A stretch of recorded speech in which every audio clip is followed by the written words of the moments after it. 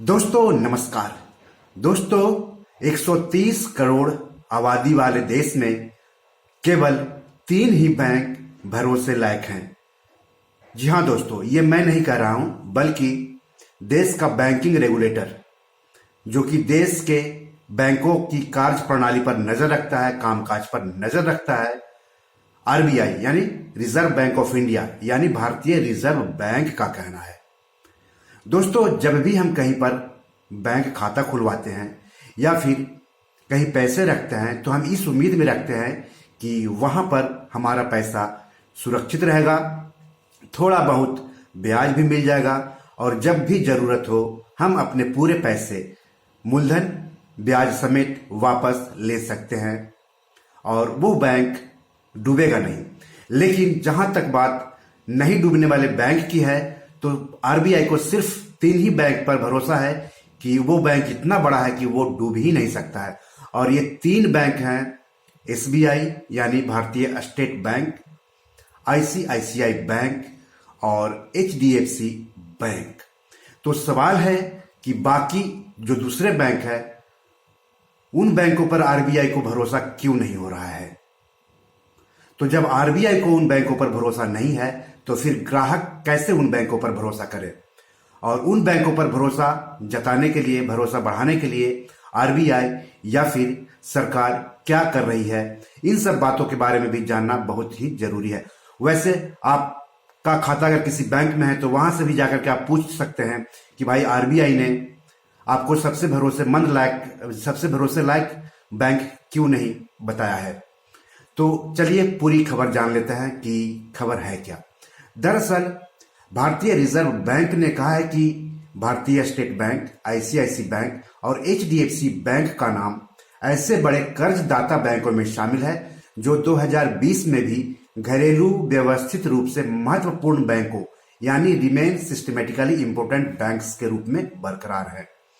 RBI ने कहा है कि ये तीनों बैंक इतने बड़े हैं कि कभी डूब नहीं सकते हैं। केंद्रीय बैंक ने डीएसआईबी यानी डोमेस्टिक सिस्टमैटिकली इंपोर्टेंट बैंक्स की 2020 लिस्ट की घोषणा करते हुए इसकी जानकारी दी है। आपको बता दूं कि आरबीआई इस लिस्ट में शामिल बैंकों पर कड़ी नजर रखता है और इसका मकसद है वित्तीय तंत्र को ढहने से बचाना। रिजर्व बैंक साल 2015 से हर अगस्त में इस श्रेणी में आने वाले बैंक के नाम जारी करता है।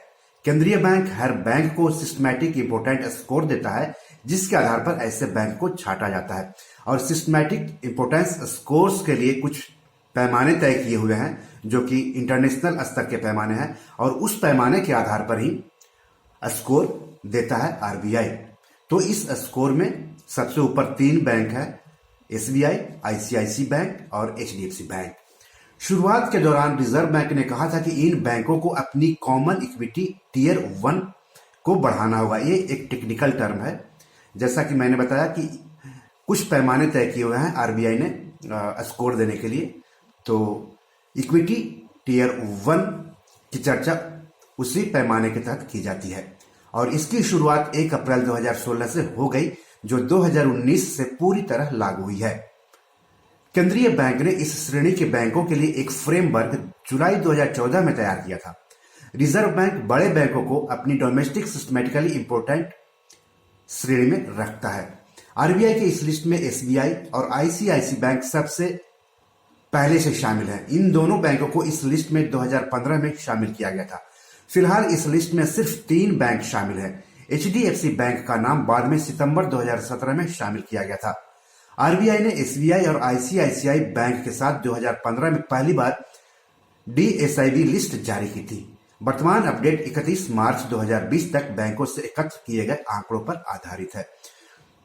तो दोस्तों, जैसा कि आप सबको पता है कि अपने देश में बड़े बैंक हैं, छोटे बैंक हैं, विदेशी बैंक हैं, कोऑपरेटिव बैंक है, पेमेंट बैंक है, बहुत सारे बैंक हैं, लेकिन जो सबसे भरोसेमंद है इन सारे बैंकों में वो है एसबीआई, आईसीआईसी बैंक और एचडीएफसी बैंक। तो जरा सोचिए कि आपका बैंक भरोसे लायक क्यों नहीं है। आप देख रहे हैं हाल में कई ऐसी घटनाएं हुई हैं जिसमें कि बैंक या तो डूब गया है या फिर डूबने के बाद आरबीआई उसे पटरी पर लाने की कोशिश कर रहा है। पीएमसी बैंक का उदाहरण हमारे सामने है, जहां पर जिसके ग्राहकों को अपने पूरे पैसे निकालने के लिए काफी मशक्कत करनी पड़ रही है, कोर्ट का दरवाजा खटखटाना पड़ रहा है, कभी आरबीआई के सामने जाकर धरना प्रदर्शन करना पड़ रहा है।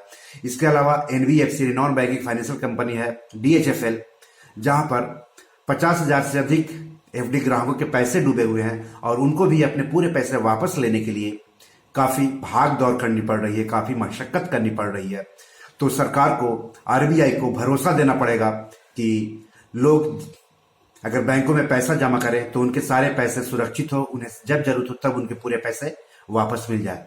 हाल के दिनों में सरकार ने एक संशोधन किया है, जिसके तहत अगर कोई भी बैंक डूबता है तो ग्राहकों के 5 लाख तक के रुपए वापस मिलने की उम्मीद बनी रहेगी।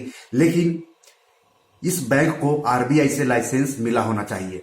आपको बता दूं कि देश में यानी भारत में बैंकिंग कारोबार करने के लिए आरबीआई से लाइसेंस लेना बहुत जरूरी होता है। तो आप किसी भी बैंक में खाता खुलवाने जा रहे हो, पैसा जमा करने जा रहे हो, किसी स्कीम में पैसे लगाने जा रहे हो, तो पहले आप देख लें कि उस बैंक को आरबीआई से लाइसेंस मिला है या फिर नहीं मिला है। और अगर आरबीआई का लाइसेंस मिला है तो लाइसेंस नंबर क्या है, पूरा डिटेल्स देख ले। वैसे आप आरबीआई की वेबसाइट पर भी जाकर के पता कर सकते हैं खुद से कि आरबीआई से लाइसेंस प्राप्त बैंक कौन कौन है, कोऑपरेटिव बैंक कौन कौन है, नॉन बैंकिंग फाइनेंस कंपनीज कौन कौन है। इन सब की लिस्ट आपको आरबीआई की वेबसाइट पर मिल जाएगी। और आरबीआई की वेबसाइट है www.rbi.org.in। और अगर किसी बैंक से आपको शिकायत है, बैंक के अधिकारी से, कर्मचारी से कोई शिकायत है, तो भी आप आरबीआई पर जाकर के घर बैठे ही कंप्लेन कर सकते हैं, शिकायत कर सकते हैं।